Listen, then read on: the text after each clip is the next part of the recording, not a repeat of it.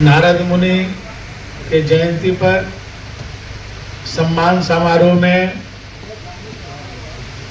भारतीय राष्ट्रीय पत्रकार महासंघ के अध्यक्ष आदरणीय मुनीश्वर जी, संरक्षक आदरणीय बालकृष्ण जी, नवनियुक्त प्रदेश अध्यक्ष मकसूदन सिंह जी, निवर्तमान अध्यक्ष प्रभाशंकर जी, राष्ट्रीय संयोजक उपाध्याय जी, 14 प्रांतों से आए हुए सभी पत्रकार बंधु, उत्तर प्रदेश के सभी जनपदों से आए हुए प्रतिनिधिगण, यहाँ उपस्थित सभी सम्मानित बंधुओं, सबसे पहले तो मैं देर से आया, इसके लिए मैं क्षमा प्रार्थी हूँ।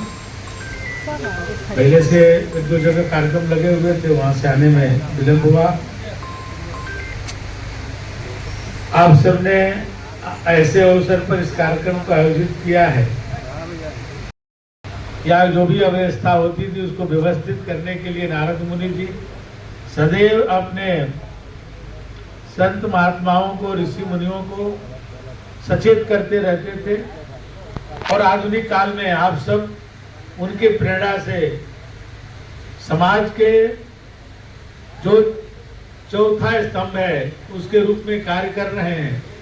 यदि कार्यपालिका, व्यवस्थापिका, न्यायपालिका यदि अपने सही दिशा में काम नहीं कर रही है तो उसको समय समय पर सही दिशा में लाने के लिए पत्रकारिता के माध्यम से आप सब प्रयास करते रहते हैं। और जब जनमानस में विश्वसनीयता के साथ जो भी समाचार होती है, जनमानस को तक पहुंचाने का कार्य भी आप लोग करते हैं। और समाज में कोई भी चीज अच्छे ढंग से हो सके उसकी आप सबकी पैनी नजर उस तक रहती है। और आपकी पैनी नजर से जो भी सामाजिक कार्य है, चाहे सरकारी कार्य है या राजनीति है, उसको सही दिशा में जाने का अवसर मिलता है।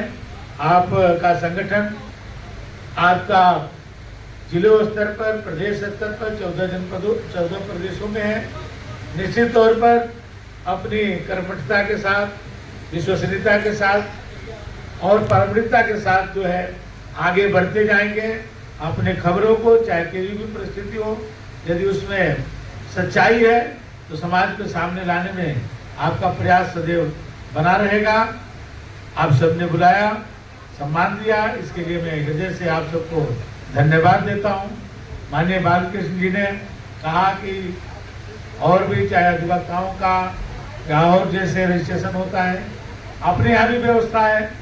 जो मान्यता प्राप्त पत्रकार हैं उनके लिए जिले स्तर पर या प्रदेश स्तर पर भी कमेटियां हैं, लेकिन उसको और भी ज़्यादा उसको विस्तृत किया जाए। जो भी इस तरह से लोग हैं जो सूचीबद्ध नहीं हो पाए हैं उनको किया जाए।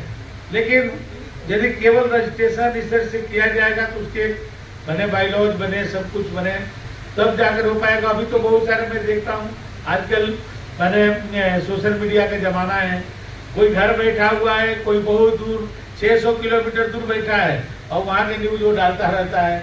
अब उसको वहाँ का ज्ञान भी नहीं, जानकारी भी नहीं, न भौगोलिक जानकारी नहीं, वहाँ पर उसका मौजूदगी नहीं, वो कहीं से प्राप्त किया और उसको पोस्ट कर दिया।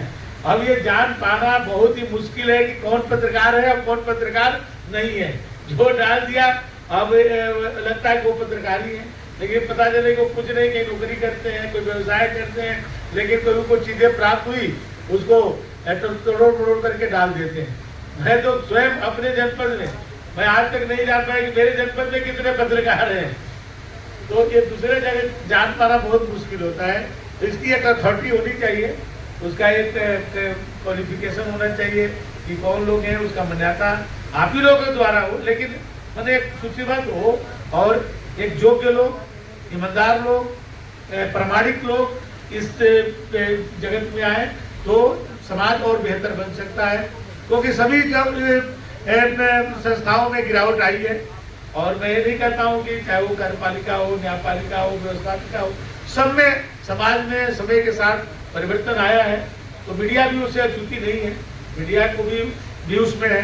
लेकिन हम सभी मिल करके, चारों सत्ता स्तंभ जो है मिल करके अपने अपने चीज़ों में सुधार करने की कोशिश करेंगे, स्वयं से सुधार शुरू करेंगे, तो निश्चित तौर पर भारत के प्रति आज जो भारत आज आजाद हुआ है, उसमें मीडिया जगत का बहुत बड़ा रोल है। उस समय की आप जो स्वतंत्रता आंदोलन को हम लोग पढ़ते हैं, उस समय के जो पत्रकारिता ने जो एक उनकी कलम जो चलती थी, तो लाखों नौजवान अपने को बलिदान करने के लिए तैयार होते थे और देश को आज़ादी दिलाने में हमारे मीडिया की बहुत बड़ी भूमिका रही है। और देश को भी आज कहीं न कहीं आगे बढ़ाने में आप सबका योगदान है और इसी तरह का योगदान बना रहे।